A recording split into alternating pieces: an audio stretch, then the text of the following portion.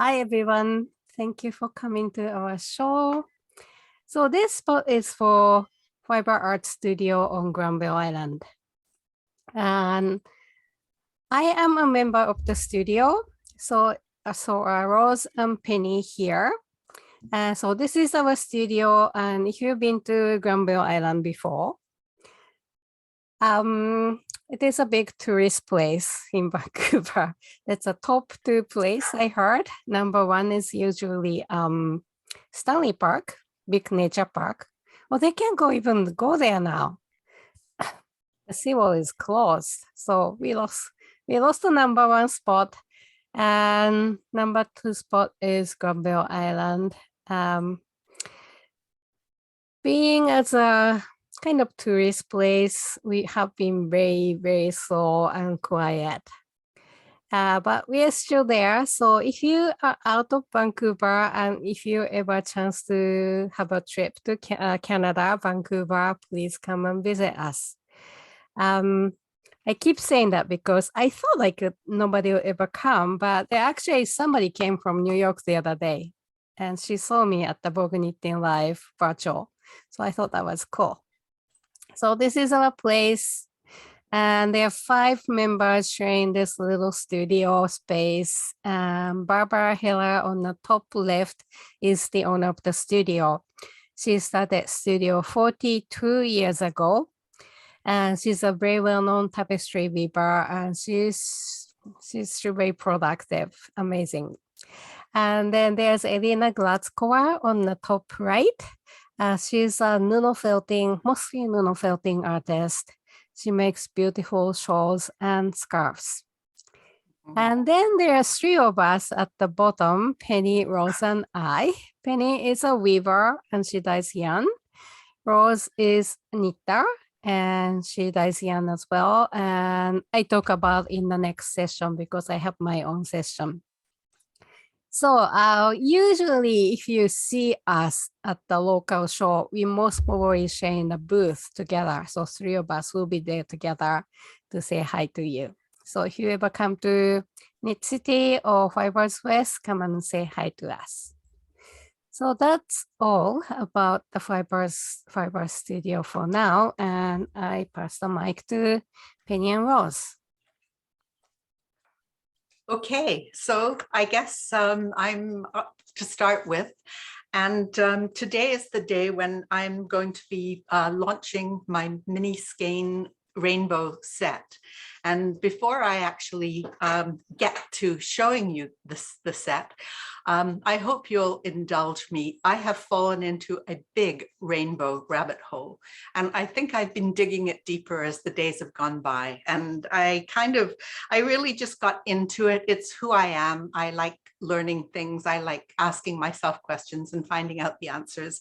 And so when I decided to do the mini skein kit, I thought about what colors I was going to put in the kit. And I landed on the rainbow for a couple of reasons. And one of them, I guess, is because my now 2-year-old granddaughter is so into colors and has been obsessed with them for the last few months. And we've been looking at colors together, the whole spectrum of them. And we have rewritten Baba Black Sheep in every conceivable color, never mind the rainbow. We have to do Baba Black Sheep, Baba Peacock Sheep, Baba Emerald Sheep, Baba Lemon Sheep, and it just sometimes goes on for a whole car ride to paradise, I guess. So that was kind of, I've been really thinking a lot about the wide range of colors. Also, I have been taking some classes with Tian Chu and looking at gradients, which is very much related to the rainbow, although you can pick and choose how many or how few colors you're going to use. And then when it came down to it, just to be honest, I think I have to say that thinking about other possibilities, keeping colors in a family, I've always you like to work in your own colors, and I'm very much an earth tone kind of person, and not everybody is. So usually when I come to do a series of colors, I'm trying to work with some that I like and others that are the favorites of other people and kind of combine them. So it just seemed like the rainbow presented itself, and so that's where I went with it.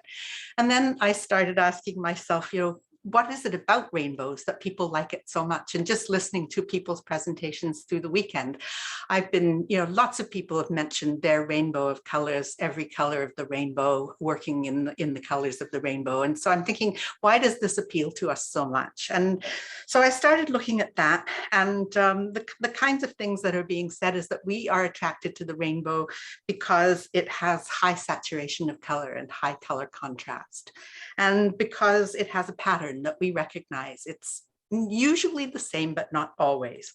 And then also just because it's magical and it fills us with awe and delight, and you never know when it's going to happen, and you know that it's only going to be temporary, and you may only have a few minutes to be able to see it. So those are all the reasons I think why we naturally like it. And it's also across cultures being recognized for forever, really, as a symbol of hope. And in the Christian religion, certainly it was the image or the symbol that was given by God to Noah to promise that such a flood would never occur again. And the Buddhists look at the rainbow as being the highest state before nirvana. So it's important really across cultures for many reasons, but also in myth and legend. And often it's the bridge between the earth and heaven. And in Greek mythology, it's the goddess Iris, which of course the colors are quite appropriate there, who brings messages back and forth across that rainbow bridge. So it's something that I think, because it's something in our world, something that has been hard to explain, that you never really know, it's hard to understand, you can never really touch it or feel it. There are all reasons why the rainbow is so appealing. And I'm going to share screen here now, if I am in a position to be able to do that. Let's see here. Okay, can you see it? Yes? Okay, this is always a good sign. So, okay, we will start here. So this is the rainbow rabbit hole. And I just want to show you a couple of the wonderful options that you may see. This is maybe how we think of it, and it's a fabulous example. But sometimes we see it as a multiple, and it's really interesting that the first one is the brightest, and they get more and more and more subtle as they go. And just keep in your mind that the subtlest part is actually the violet end of the spectrum. So I'll come back to that when we start looking at the colors that are actually in my skein rainbow. And then we also have a higher order rainbow, which is really quite rare when you get the two that are so fabulously separated with the darkness like that. And those are not often seen. A monochrome rainbow is usually a nighttime one when the sun is quite low across the horizon, and it usually is red. And I have to say, I have not ever seen a red rainbow like that. I don't know whether anybody else has. And here's a moonbow. Sometimes we get a moonbow as well if there are ice crystals, especially in the air. And the moon is not in and of itself a source of light, but if the light of the sun is striking the moon just right and it's bouncing off against ice crystals in the atmosphere, then sometimes there'll be a moonbow. And then a snow rainbow, which is really an interesting one too. It doesn't seem to split the same way into all the colors. It retains a lot more, obviously, of the white light. So this is the beginning, and it is, I'm going to start showing you the kit, but I'm going to talk about a few other things first. So I am going to stop share for a few minutes and just talk a little bit about how a rainbow happens. And most people probably know that. And I know that well, most people do know it, and it's where the white light hits a prism or raindrops, and it breaks up and refracts and reflects into all of the different colors that we see. And it's been written about for really a long time, and Aristotle was probably the first person who actually documented it, and that was in 300 BC. And then the person who did most of the early work and really described what was happening and elucidated the physics of it all was actually the gravity guy, Isaac Newton. And he did a lot of work with prisms and with sunlight. And he wrote it up in much more of a technical way. And it is quite interesting because Isaac Newton, in the beginning, decided on a 5-color rainbow. It said that he didn't actually see very well, but he named 5 of the colors of the rainbow. And then he decided that, in fact, he would have 7 colors in his rainbow because he believed that 7 was kind of a magical number. 7, the number of musical notes in the scale. 7 was the known number of planets in our solar system at the time. The time was broken up into the 7-day week. And so for various reasons, he decided that he better have 7 colors in his rainbow. And he decided on the ones that we know: red, orange, yellow, green, blue, indigo, and violet. And it was really pretty interesting as well because the human eye can actually see probably about 100 colors well. And interestingly, for people who know the Munsell color system, it has 100 little cubes in the pictures that we see that we use to choose colors and work with colors. But actually there are probably about 1 million colors that we could really use. So the 7-color rainbow is actually quite arbitrary. And sometimes we actually see rainbows ourselves that have less than 7 colors. If the raindrops are particularly large or particularly small, we may see more than 7, or we may see less than 7. So it really is quite arbitrary. And it really, I think, when you look it up, you also see what are the 7 colors of the rainbow, what are the 10 colors of the rainbow, what are the 12 colors of the rainbow. So it's really, I think, what you make of it and whether you want to go with the pure saturated colors or you don't. It's all kind of something that is up to us in a way, although we have that beautiful base, that magical thing to kind of start the journey with. So I'm going to show you now. I'll go back here to share. And we are here. And we are back again on this. So this is just, this is a close-up of the label that is on the rainbow kit. And I'm going to show you that first because it is one of my favorites, my kid mohair boucle, affectionately known by us as Bebe. And what you get in the kit are 10 mini skeins. Each of them is 200 grams, and each of those skeins is 84 yards of fingering weight yarn. So you get altogether 200 yards of, 200 grams of yarn. And so you get at least 800 yards to work with, which is really a decent amount. And it's 86% kid mohair on a 14% of it is nylon, and that's the core that it all hangs on. So, what are we doing here? For some reason, I am not able to advance my screen. So I think I'm going to stop share here and I will try something else and see if we can get there in a different way.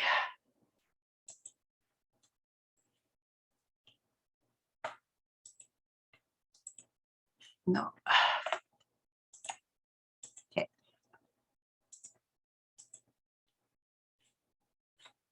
Okay, let's see if I can get there now. Better. Okay, so here's the packet, and it has the rainbow on it. So you're starting here to get a sneak peek of what is actually in that kit. And here are the 10 skeins. So I'm going to go through them. Penny, Yes. we don't see the slides. You don't see the slides. No. Okay, let's escape from this and get back out again. Thank you for telling me that, and I'm not sure why. Let's try this again. Let's go here again. Oops.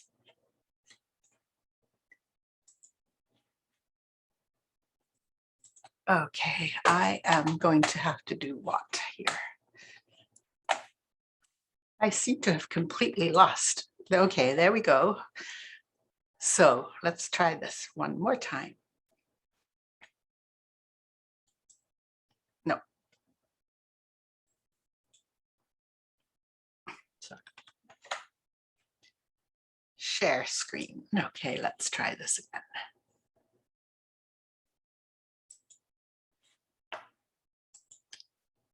Can you see it now? Yes. Yes. Okay. All right then. Awesome. So you didn't see this one? No. Okay. So this is actually just a shot of the kit. What you'll see, it comes in a bag with that label on it. And so you're starting to see what the colors are that are in it. And here are the 10 skeins. And I'm going to tell you a little bit about the colors there that I have chosen to use. So I've started with red, and I have chosen a red that is slightly in the pink direction. And one of the things that is kind of interesting about the work that Isaac Newton did is that he was the first person who recognized, and I have pink and brown at the ends, and I'm going to leave those to later for a reason, but he was the first person that began to recognize that there was a connection at this end of the rainbow from the violet end of the rainbow to the red end of the rainbow. And so he was actually the first person that developed the color wheel. He was the first person that actually connected that and rolled it up. However, in the science of it all, there is not in the rainbow a red purple. And so he connected it in a very theoretical way. And the red purple that goes in between that violet and that red does not actually exist in a rainbow color. But in order to give the nod to that, the way in which we use colors now, where we do connect the purple into the red, I've kind of gone back a little bit in that direction. And just so as you know, it's the color of the rainbow that has the longest wavelength and the lowest vibration. And it's considered to be one that actually evokes emotion.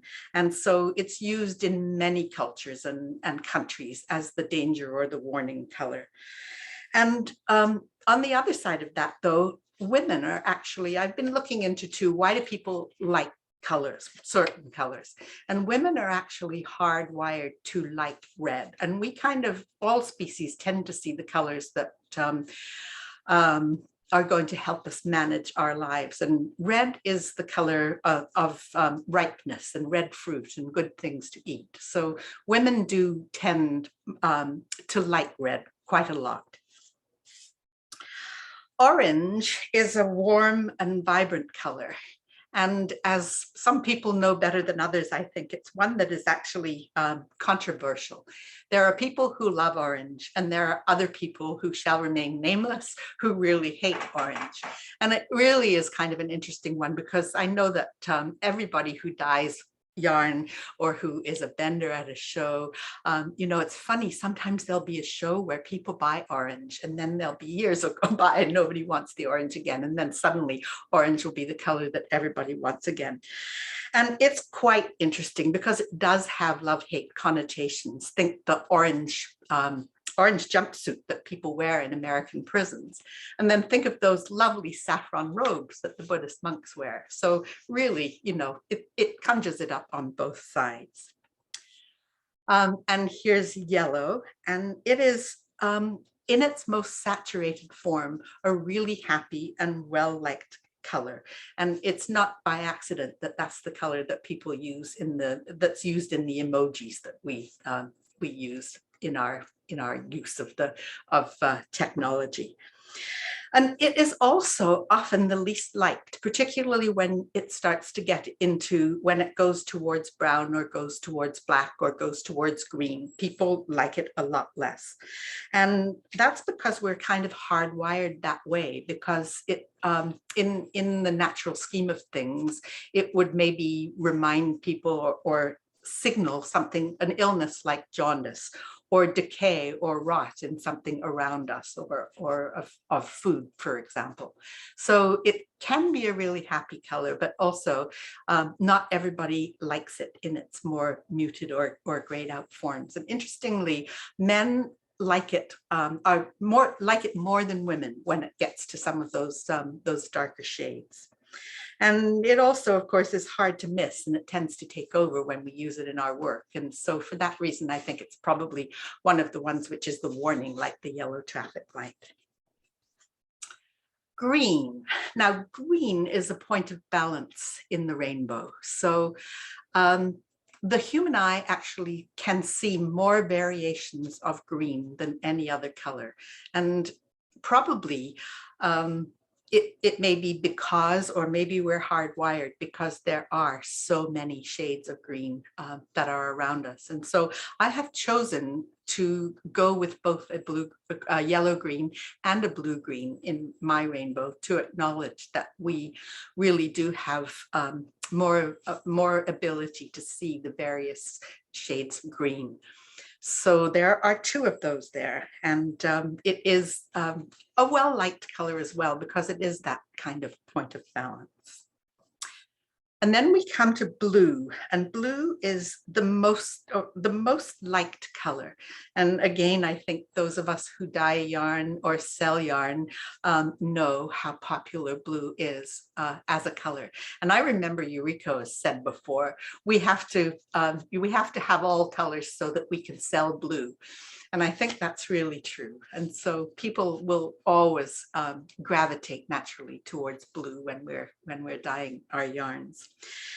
The exception is food. We don't particularly like blue food. There isn't a lot of blue food around. There aren't really true blues out there, even in nature. They tend to be more of a purple or more of a green. So when we get into the kind of natural side of things, not so much, but we love our blue when it comes to our yarns. And sky and water, necessary for survival in our lives, and also peace and safety. So blue has lots of reasons why it's a well-liked color. Now, indigo is one of the really arbitrary ones in the rainbow.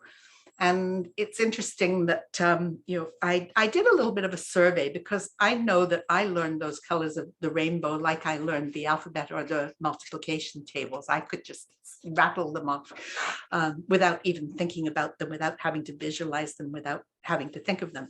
But I found out that not everybody does. And I found out that a lot of people learn the rainbow colors as children in song. And so I looked up a lot of children's songs, and I only found one that actually included indigo in their rainbow, which was interesting. And I also discovered that people who come to a rainbow through art and learn kind of the theory of color also are less likely to arrive at indigo, because people know the primaries, they know the secondaries, they can work out the tertiary colors. But indigo never really seems to feature. And when it comes down to it, it's Isaac Newton's fault. And he chose indigo quite arbitrarily for his rainbow, because indigo was a popular dye at the time. People knew it. And so he could sort of see it in the rainbow, and he decided to name it. Although indigo is really not quite the same blue as we really think of it often when we're like dyeing yarns and using it in our colorways, because as a plant, it's more, well, it is really the color of denim, but we also think of it as sometimes having some green in it, because that's how it comes up out of the dye bath, and in its really pale shades, it tends to be more towards a turquoise. But actually, a true indigo, apparently, if you can believe the theory of it, is 3/4 blue and 1/4 purple. So it does contain a little bit of red as well. And then we have violet, which is the shortest wavelength and the most energy of all of the colors.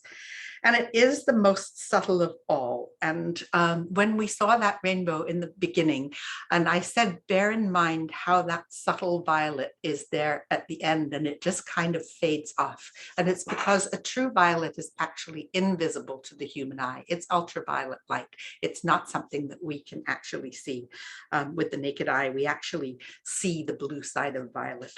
And it is actually the second most loved color next to blue. And I think we all know that too. People are really fond of their purples. And certainly in my last couple of colorways, it's the purples that have sold out that I've had to dye more of. So I think we all know that. Okay, so why did I choose to throw in the pink and the brown? And I started taking a look at the pride flag, and it has an interesting history as well. The first pride flag actually had 8 colors, and it was developed by Gilbert Baker in the States in 1978. And he had an 8-color flag, and it included pink and turquoise as well. But when it was first used for the parade in San Francisco, and it was mass produced for that, it was too expensive to get fabric in the color pink. And so he removed it from the flag. And he also just felt that it would be better to have a 6-color flag. And so he removed the turquoise as well. So those are the colors that are left, were left in the pride flag, and still are in the traditional pride flag. But then now there's been a progress pride flag, which has kind of taken it over. And it's been interesting. And the pink and the blue and the white are actually the 3 colors of the transgender flag. And the brown and the black have been added in to represent another discriminated group, which of course is people of color. And I chose the pink because pink has a little bit of a dark history. Goes back to when the Nazis forced gay men to wear pink badges. And then it has been all along, it's been a bit of a symbol of control. And it was actually used as the color in prisons for a while, because apparently it was not just supposed to. Studies showed that it actually did suppress, to some extent, aggression of male prisoners. So it has always been used as a symbol of control and of oppression. And so it's definitely appropriate, I think, to include it too.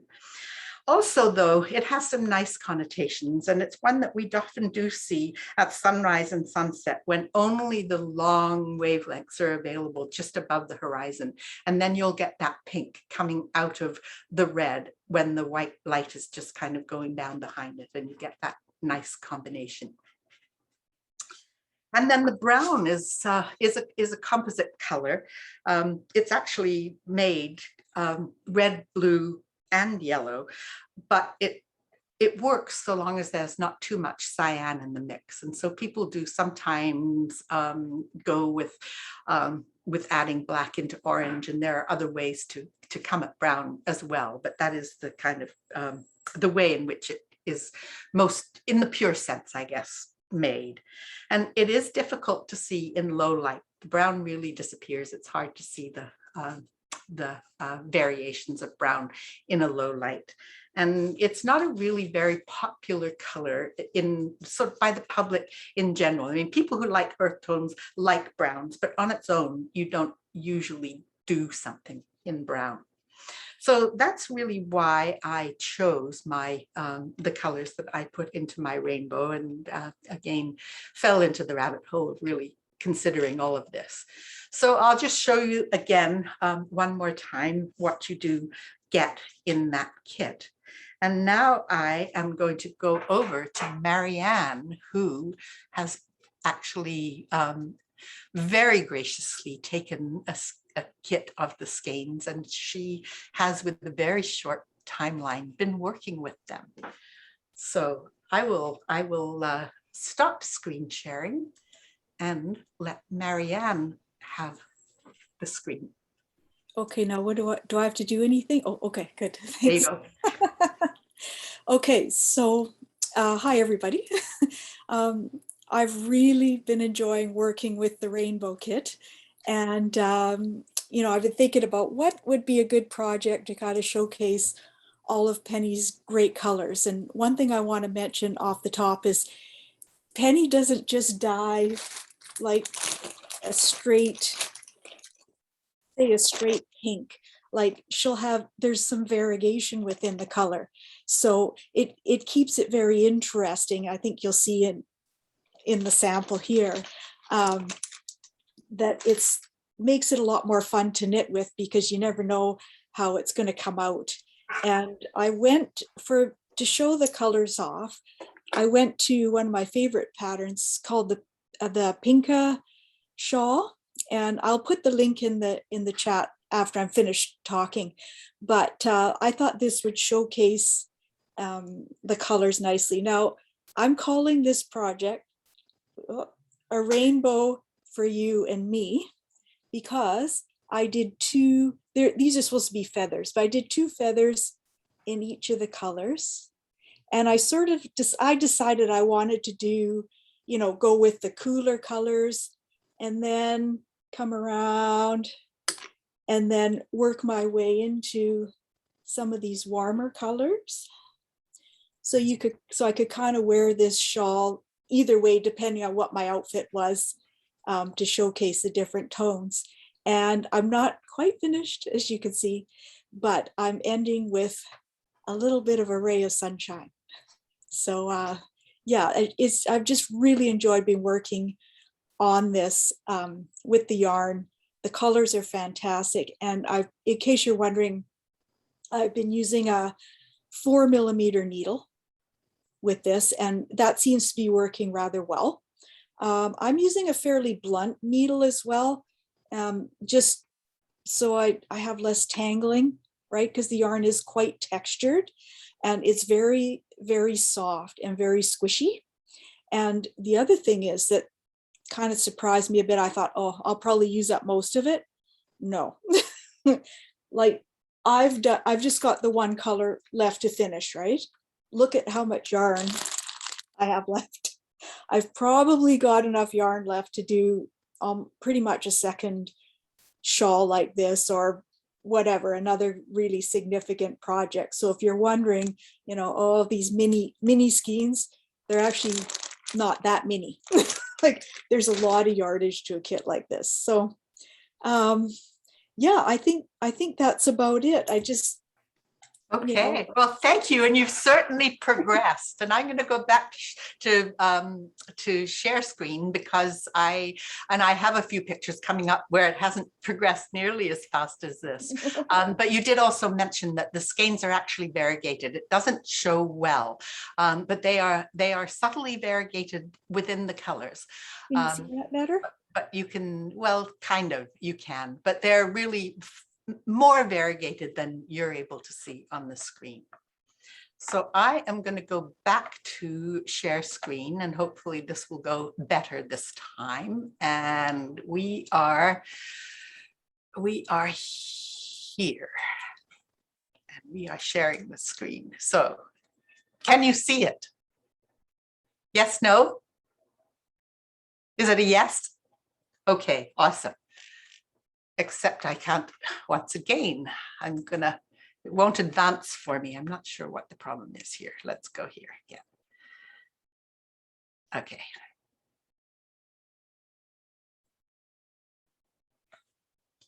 Okay, share screen. And we will go here again. Actually, we'll go here again, maybe. Can you see it now? Yes? Yes? Yes. Okay. All right. So let's go back down to where we were, which is here.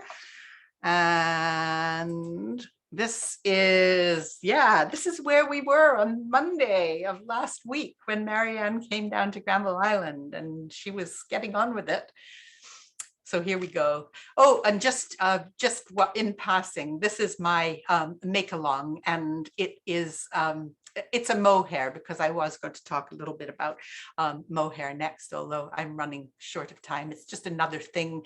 I used Kensington Prairie, beautiful alpaca, silk and linen as my base, but then I did some mohair boucle gradient in it and used it also in the weft. So I just am showing that in passing. And then just to say a little bit about Angora goats, are they not glorious? It's one of the oldest textile fibers. and originated in Turkey and went to Europe first and then to South Africa, where much of it does come from today. And they had a little trouble in South Africa because when they first were sent the first sheep, they arrived all neutered because the Turks really didn't want to start an industry over there. So it took a little while to sort that out. But now we have a good textile industry and a lot actually now of humane and sustainable places. It wasn't always so, but it's definitely getting better. And then in America, we arrived at the cross between the pygmy goat and the Angora goat. And this is one of the delightful Angoras, which is one that Roz is using in one of her dyed yarns. So I'm going to turn it over to Roz now, and she can say whatever she likes about the Pygora, and I can show you also her Pygora based yarn, which is another mohair base too. So do you want to say anything, Roz, or shall I just stop sharing so you can start the rest of your stuff? I can't hear you, you're muted.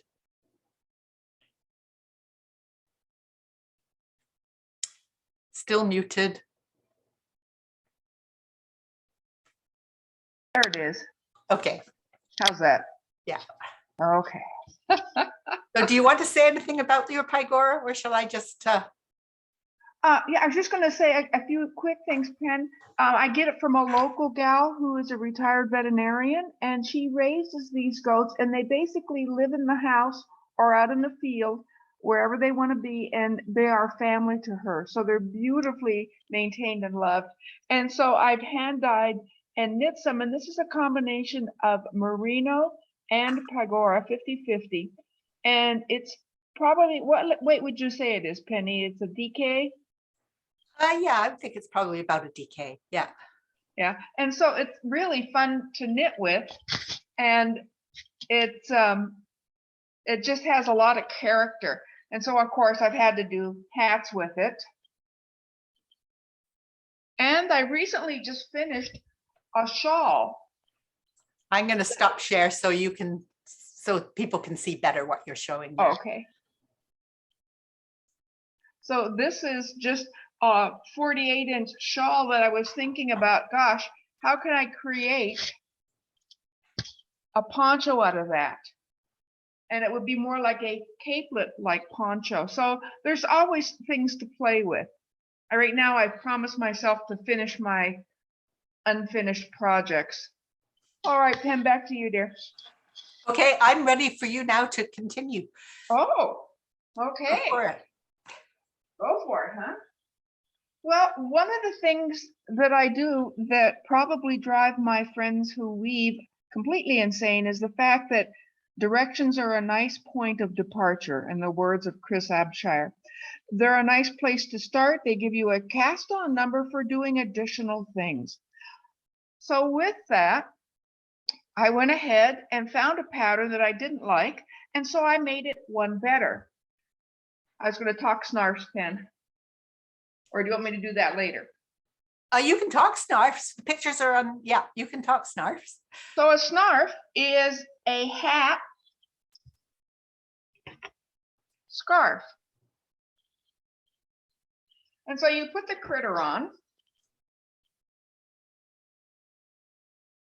and you proceed to wrap it around.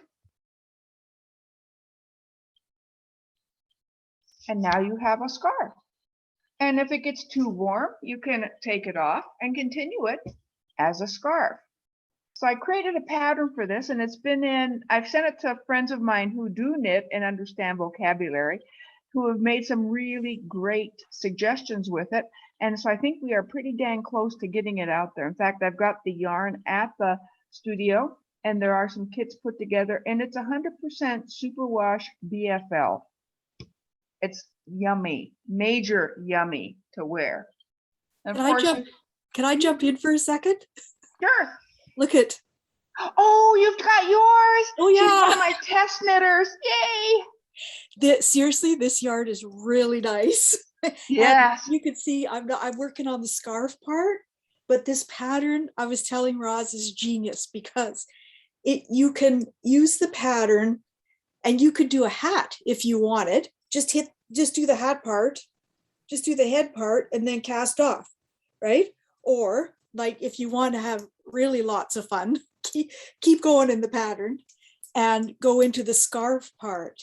So it's great because it's got enough interest to keep you knitting, but it's not so hard that you're like glued to the directions. The directions are it's good. It's not super long. And the yarn just makes all the difference. It's such a pleasure to knit. Look at, I got this green here. It's coming up nice. It's just lovely. So, Yeah. and I was wondering if it would be, like if it would fall off the head, but no, the design, you've got it all worked out so it actually stays put. Yeah. So anyway, thank you. Thank you. Yeah, it was one of my bigger concerns exactly was that. Like if this thing weighs a ton, the scarf's going to pull the hat off. Yeah. So what I did is I made the decreases going to the scarf at a little friskier pace. And so it became a scarf sooner. Yeah, Now, that was friend of- smart. Yeah, and I gave one to a friend of mine in Utah with the agreement that she would donate money to the Humane Society because she walks her dogs in 18-degree weather and was complaining about how cold it was. So I said, I have a gift for you. So she donated money for it to the Humane Society as our agreements. But you can have lots of fun. Here's another one. Dun, da, da, da. And it's 64 to 68 inches of decreased knitting once you get past 9.5 inches. And to your standard basic pom-pom. There it is. And you know, that's just your standard basic YouTube pom-pom or tassel, yarn tassel on the end of it. So with that, I recently started adding in another yarn, which was the Blueface Leicester Superwash, and it's 218 yards and 100-gram ball, and it's really, really yummy, as you can see. But before I had gotten into that, I was using Mon Ami, which is a cashmere merino mix, and it's an Aran weight. Please tell me I brought that up. Ah, there it is.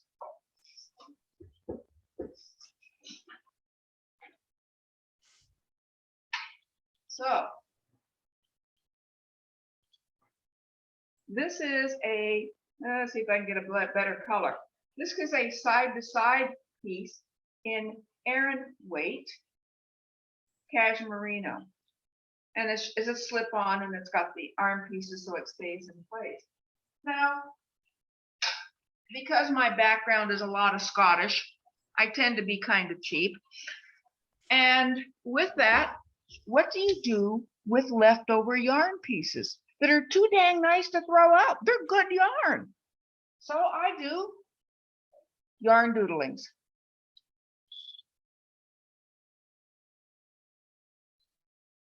And I use these. This is an I-cord piece, so I would go back and I would pick up on the top piece here and do a 2-2 rib. Then I would cast it off once it got to 2.5, 3 inches, flip it over, pick up on this side of it and knit a hat. So I'm using a lot of my leftover yarns to make hats. Things like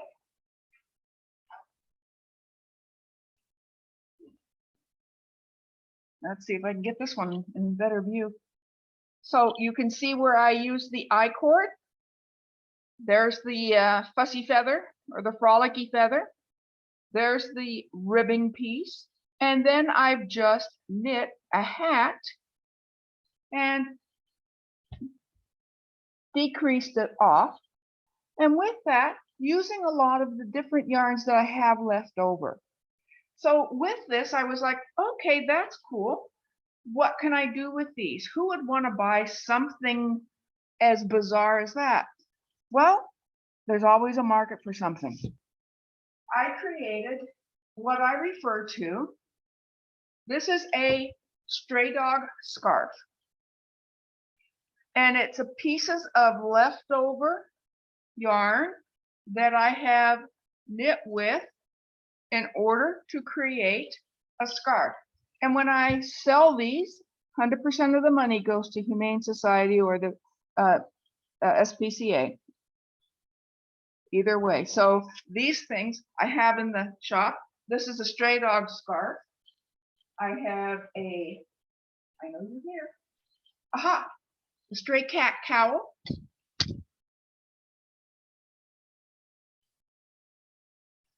Which then, oh, I'll go this way with it. You know, is something that you could just throw on, and it's lovely cashmere and different mixes of yummy yarn. As well as a stray cat hat. Which again, see, and you'll find things hanging out, not because I'm a knitting slob, but because stray animals have knots and long hair and pieces that stick out. So it's more indicative to the actual event of a stray before it gets taken in and loved. So I have a lot of that stray cat hat, dog scarves, and cows. But with that yarn doodling, it always takes another turn, doesn't it? It's never just one thing. So I started knitting leftover yarn hand warmers. And they're a kind of a knockoff on the, remember the socks, which is the soulmate socks? They didn't have to match. Who says they have to match? So what I've got is hand warmers that I will knit one of. I put them in a bin and sell them and let people make the decision on what do they want for a unmatching pair of hand warmers, messing with tradition. Also, I was playing with a recent lace pattern that I liked. And I'm like, oh, that is cool. So I knit it up and I go, that's fun. Now, what do I do with it? So on a Zoom meeting with Penny and Enrico and Linda, we decided that I should make a hand warmer out of it. Because I've got enough width on it. And then I could put it in the bin. I've got enough to just knit a plain one for the second hand warmer. Or I could put it in the bin and let people decide if they wanted to do a mix of colors. It's a nice thing about being older. You don't have to worry about people going, her earrings don't match. Anyway, that brought about a pontoon of other things. And so I created a cowl. And it was really funny. I was down at my friend's yarn shop, Fontel, and she had thrown this little section here of yarn out. And this is Mon Ami from Prism. And I picked it up and said, I can do something with that because Mon Ami is a cashmere merino. So of course, I knit a cowl with it, and it's just really fun. It's one of those fun things to wear. And it kind of dances and parties around. And when I wear things like this to the grocery store, people just love it. They stop and talk to you and they carry on, and you get to hear a little bit about their family history. It's fun. How much time do I have left, Penny?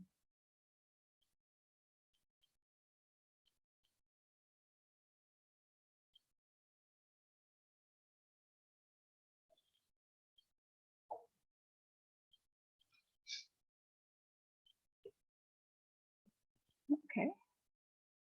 All right, back in the world of what I call frolicking feathers. This one is going to be a scarf. And what I'm going to do is pick up on the edges and knit out. So I'll pick up here, knit till it's about 6 inches or 7 inches, and then pick up on this side and knit the other way out. Yeah, it's a long cast on, but it'll be kind of fun because this will be the center core of it. And this is Angora, Major Yummy. I may have to stop and pet it for a minute. I love Angora. And then this was, in my knitting space, I have a bin of leftover yarns. So I end up with things like this. And then I go, oh, well, I could add that to it. Well, I've got one hank left over from that project. I could add that to it. And so I end up with these kind of, I love this edge here, these kind of funky fun things. Where did you go? You're supposed to sit and stay. There it is. These kind of funky fun edges that kind of drape and curl on their own. Now, mind you, I hang out with weavers and traditional knitters, and they look at me like I have been dropping acid in the 60s. But this will give you an idea of something that you can play with.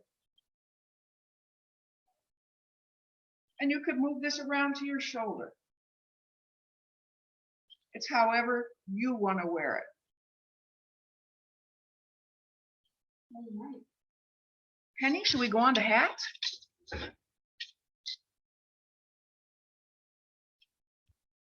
You're doing a good job. You're muted, Penny. Okay, I'm going to share the screen again. Hopefully things will go well this time. Let's see here. Where are we?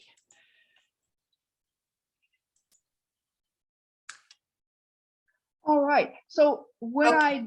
Roz, I'm going to have to, it's doing its, oh no, there we go. I can do this. Okay. all right. All right. There we go. Okay. So what it is when I sit and knit, again, there is no pattern. I just pick up some yarns that I like the colorway on, and I knit them as they talk to me. And one of the, not a complaint, but statements I get is, don't you knit many guy colors? So I've tried to work in some guy colors, and I did some hats that are offset ribbing. And I call them, can you take a ribbing? So there's different fun names for all of these things. These are fall thoughts. Go ahead, Pen. This is the argument. So you're kind of tight around the brim and you've got all these ideas bouncing everywhere and the conversation's going on. And these are your cloud of thoughts. Go ahead. Yes, now you've gotten through the discussion and you're relaxing your thoughts. So you need more space to relax thoughts. So it becomes a slouchy hat.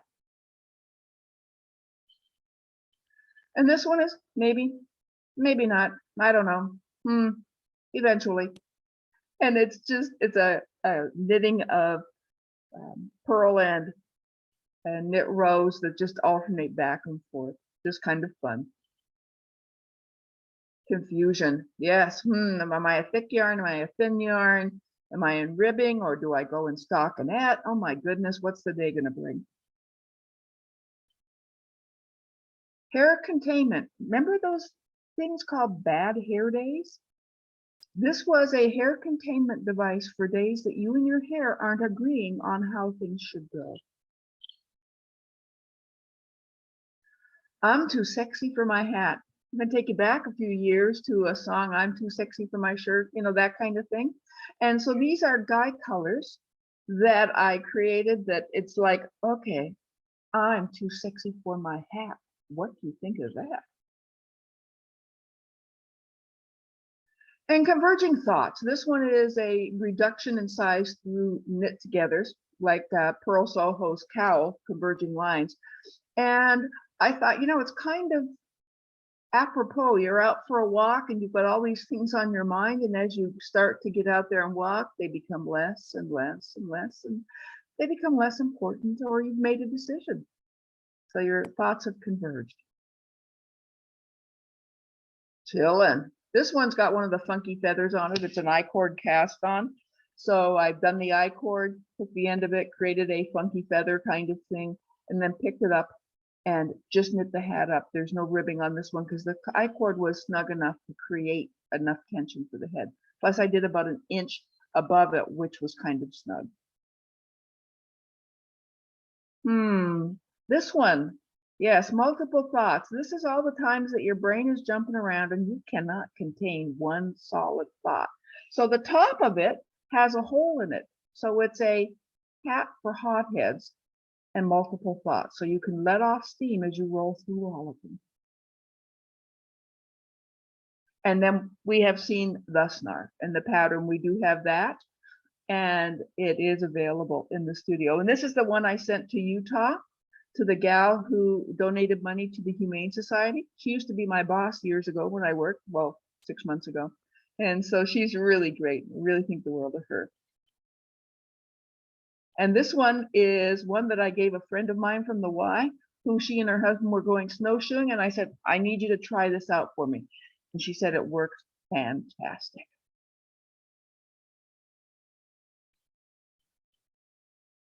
So I think we're there. I will stop sharing. We have about 5 minutes left if there are questions.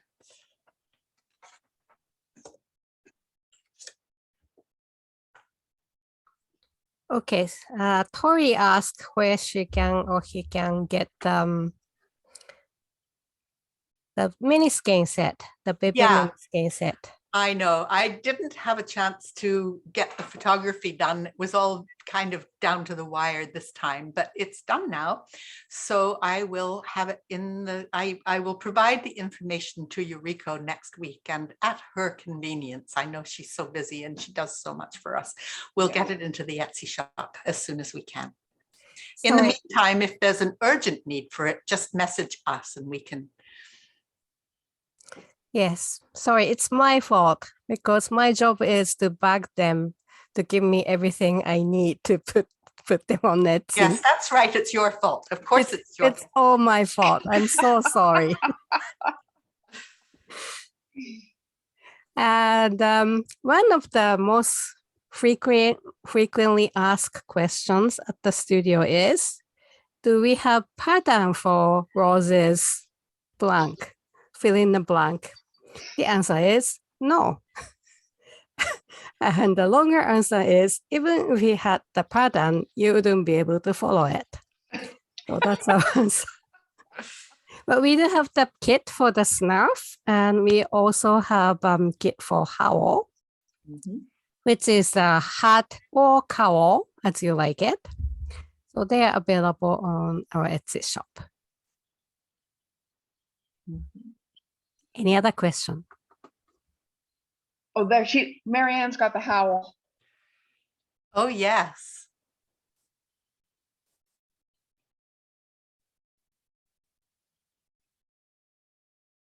And it's cowl form. Thank you, dear. And then in its hat form, and there's a little drawstring on the top that you can pull it together.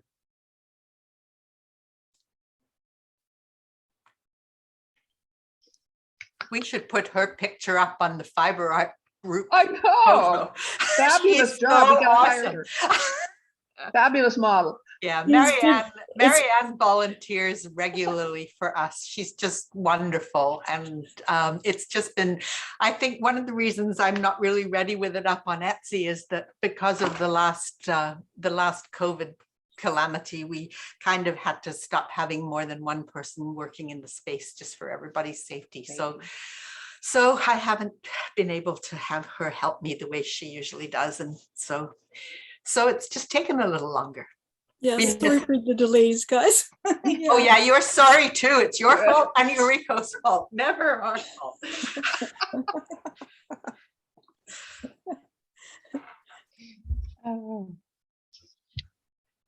Any other question? Thank you, Marianne. Thank you, everybody, for coming and falling down my rabbit hole, which I know was rather deep, and it's been fun. I love this group. Yeah, it's been great fun. You know, because Penny fell down the rabbit hole for rainbows, I decided to take a look at hats, and the first recorded event goes back to ancient Egypt, and it was something that the pharaohs wore. They shaved their heads and they put these tall hats on and the dressings in order to create a level of coolness. Yeah. And then it's kind of progressed forward from there to become a thing of a social class. And milliners actually came from Milan, Italy, because that's where the best hats were made. The history goes on and on.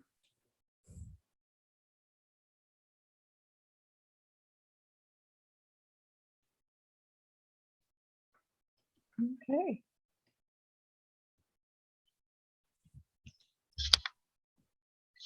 What is this silence? I don't know. Well, I think we're sort of at the end of our slot, and we don't want to steal your time as well as everything else that we do to you. Because we'd have to take blame for something then. It would be our fault. Okay, I have your bank card. That's right, she does. I gotta be really nice. Teresa, Use you're it to buy wonderful. Marianne some lunch.